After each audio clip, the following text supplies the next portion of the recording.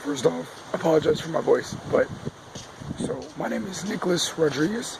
I'm a student in Nora Demers, Spring 19 University Colloquium class.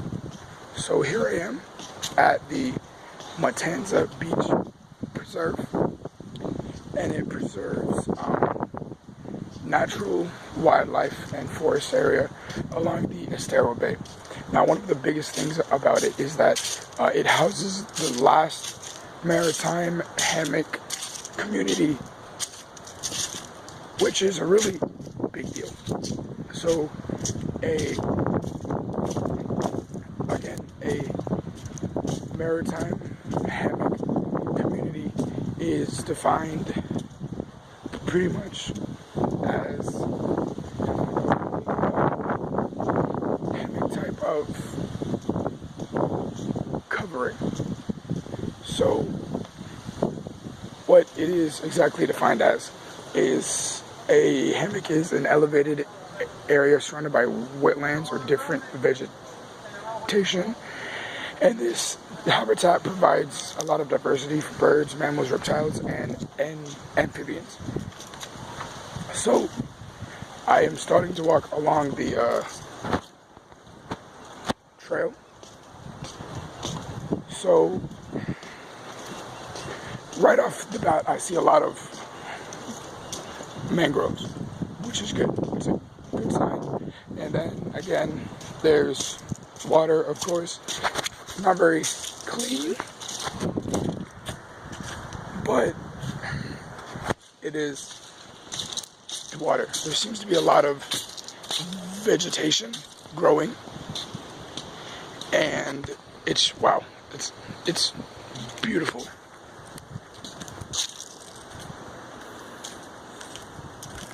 Ooh, and then there is a trail closed, which is sad, but there's always another way.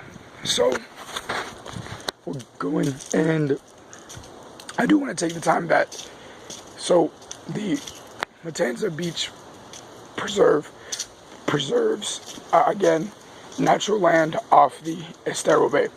So since we talk about land in the Estero Bay, I want to talk about the Estero Bay for a moment. Estero Bay is the first aquatic preserve, and that's a really big deal. Now, the United States passed the Aquatic Preserve Act back in 1975, which again, Estero Bay is the first. So it's a big deal because developers and other landowners wanted to dredge it just like they did Boca Ciega Bay back in St. Petersburg, which is where I'm from. So I know all about that and about how the community really changed. So they want to do that to Estero Bay as well. Now, they were all thinking about the positive effects and how they would, become better economically and all that, which is great. But at the same time, lacked our sense of sustainability. And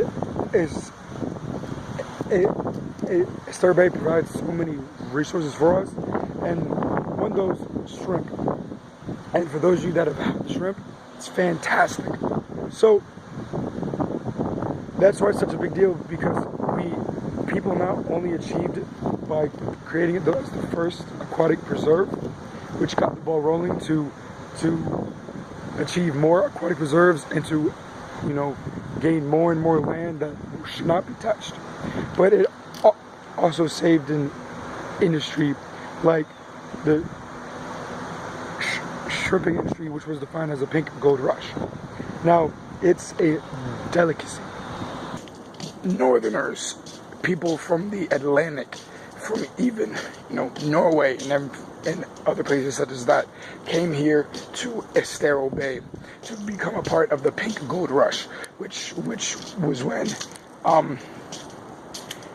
there was found to be a bountiful amount of shrimp here in Estero Bay, and it was found to be really, really good, which it is. It's fantastic.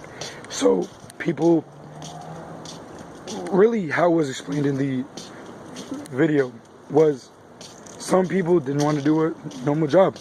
So they came in here and want to get a piece of that pink gold rush, they wanted to get a piece of, seeing if they could really make it and become part of a shrimping company. And they did.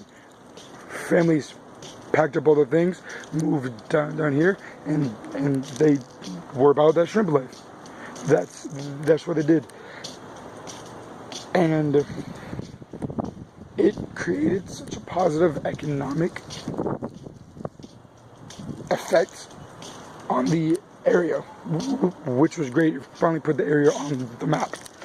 But at the same time, the positive economic effect led to development, and it led to increase in population. The population, I know, jumped in a certain period of time from 70,000 people to over 700,000 residents. That's a huge jump. That's a huge jump in the use of resources. A huge jump in the amount of, emissions. And now, when the discovery of the shrimp was first, it was a huge boom. It was going, it was great, it was fantastic. Then as development continued, and as, many things, and like runoff, and the output of the now over 700,000 residents took hold, things began to decline. And now, there's still shrimp, but there's nearly as not the same amount of shrimping boats that are on the bay. I know one particular family, back when shrimp was first discovered, had about 23 boats, and that was just one company. Now there's about 40. So yes, there is a decrease, but the important thing that I learned from the video was, as long as there's shrimp and as long as there's hope, the shrimping business will still continue to be there, and it still will continue to provide shrimp. So again, my name is Nicholas Rodriguez, in the Spring 19 University Colloquium class, led by Nora Demers, and here I am at the Matanza Pass Preserve. Thank you for watching.